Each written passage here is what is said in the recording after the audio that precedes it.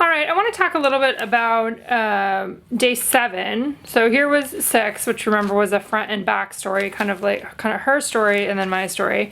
And so for day 7, I have this remember pocket in here. In my foundation pages, I had the 7 over here, and then I just had magical moments written down, and I just placed this here, you know, yay, I'll use it if I can, that kind of thing. But that's one of the reasons, again, why I like doing foundation pages, because when I turn to, when I finish day 6 and I look at, oh, there's that pocket, I kind of forgot to even look at this one. I'm like, all right, today I will do something that goes inside the pocket.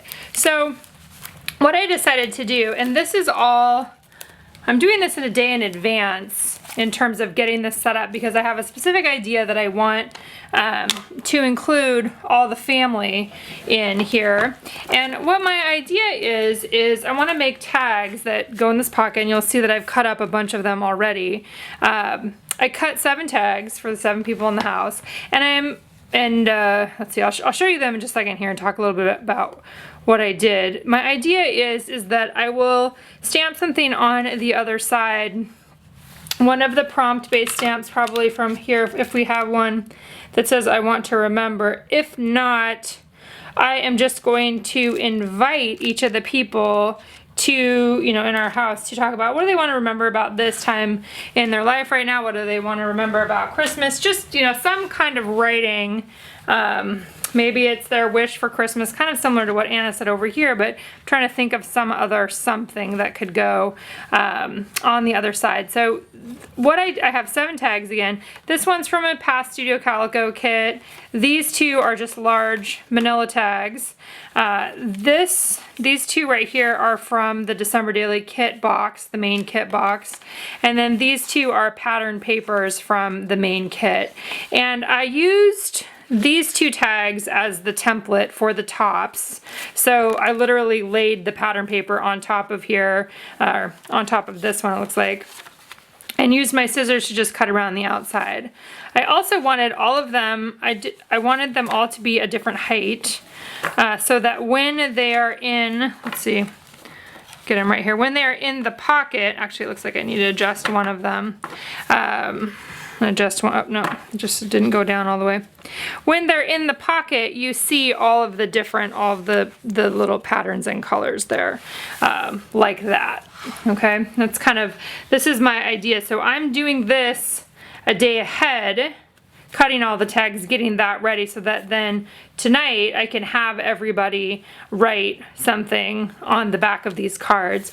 Now last year I've done something like this previously. I had the kids, I think I wrote a note to them, or they wrote what they were thankful for, something like that. I'll have to look that up and see exactly what that was. But it's this idea of taking it and getting it ready in advance. And the other thing I'm thinking about doing is taking this pattern paper that was also in a Studio Calico kit that has these gold circles, potentially using a punch, and then using these letter stickers from the main kit to put everybody's initials on each one, and then that would go on the back of each tag to designate who the person was. So that's kind of what I am thinking about for this, but I just wanted to record this at this point in the process before I actually have people write on them, so we could see what it looked like in advance too.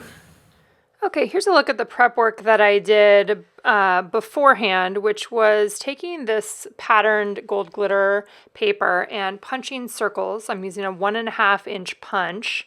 I did 7 of them for the 7 tags, and my idea here was to use them and put an initial or initials on them. I started out with the idea that I was going to do all 3 initials for each person's name, their first, middle, and last name, but quickly realized that I didn't have enough stickers for that. We have a lot of A's here, and actually a lot of E's too.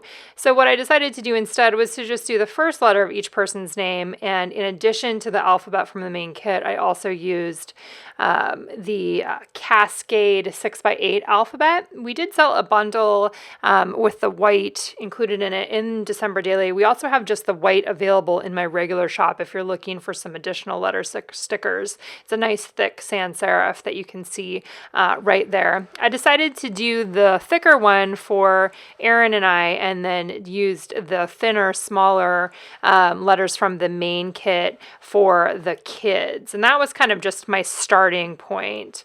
Then later in the evening, I invited all of the kids and Aaron and myself to write on the backs of the tags. And what we ended up writing was, all I want for Christmas is blank. And I just told them, write whatever you want. I don't care what you want, or excuse me, I don't care what you write. It might be something that you already put on your Christmas list, or, you know, you can pick out one thing from your Christmas list and put on there.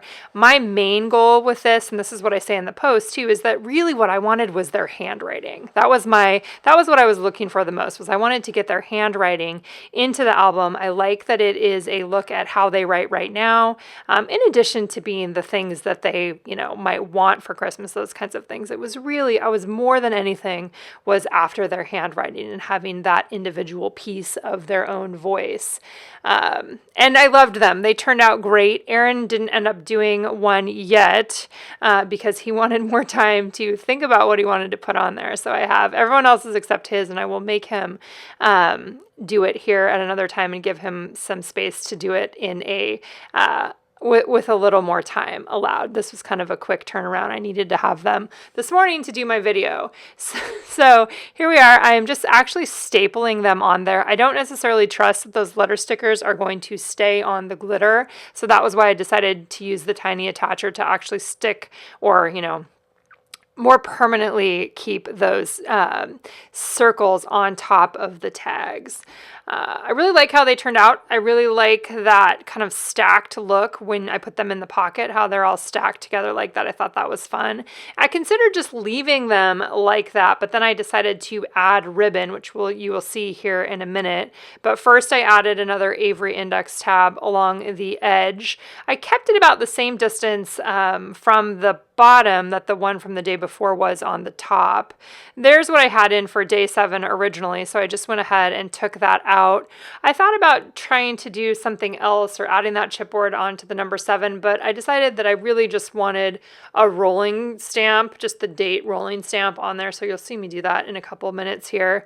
Inside the tab, I used my red Pendleton ink again with one of the sentiments from the Christmas phrase stamp set, and I think it was something, I can't remember what it was. I will tell you in just a second. It was, oh, what fun. And then I left the other side blank because I'm not sure exactly what story I'm going to tell tomorrow yet. And so I figured I can just pull it out tomorrow and then add that in there as well. But as you've seen, the index tabs and that stamp set in particular, I designed the stamp set knowing that it would fit on these index tabs because they're just something that I love including in these albums, especially for the pages that are not the full page protector sizes. I also totally love that we included this pocket in there. Just a great way to hold all kinds of things. I could see receipts in there. I could see letters in there. I could see Christmas cards in there. Here's a look then. The last thing that I decided to do for this day was to add some ribbon or trim to the top of each one of those tags. And so I pulled out my basket to see what I had available and then also grabbed the white rickrack that was included in the main kit. I had this blue ribbon here that I decided to put on Anna's, the blue floral ribbon, which is one that I don't know, I probably had it for years. I have no idea where it came from, but I love that it's still echoing kind of the blue color that I used the other day, which is not something that I've always used for Christmas in the past, but it seems to definitely be one of the colors that I'm using this year, and I like it. Like, I like that it's a mix, this kind of aqua color with the red. I think it's fresh and kind of fun as well too. Next year I'll probably go back to using forest green, who knows. But these, I liked having a mixture of them, so I just kind of, like I said, grabbed a few different ones. This red one I know that I used in last year's December Daily too. It's another one that I've had for a while. That one might be from Paper Source. I can't remember exactly where that one came from. Like I said, they just came out of a box. I did pull out another one that was green, so I made sure that I had the green color represented in there. The other ones I had are like a twine. So there was a kind of the teal twine Again, I don't know where that came from. And then there's a red and white twine, which I ended up not using because I repeated that other red ribbon. But I love the texture of those. Like, at first I decided I wasn't sure if I was going to use them or not, just leave it. But I'm definitely glad that I included the ribbons. I think that those were fun. And then I had to find some tiny attacher refills there, so I took care of that to also keep those ribbons in place as well. I just didn't want them coming untied, so I stapled them in place. Super happy with how this turned out. I love it. It just makes me happy to have all of those other voices represented in there in such a tangible way.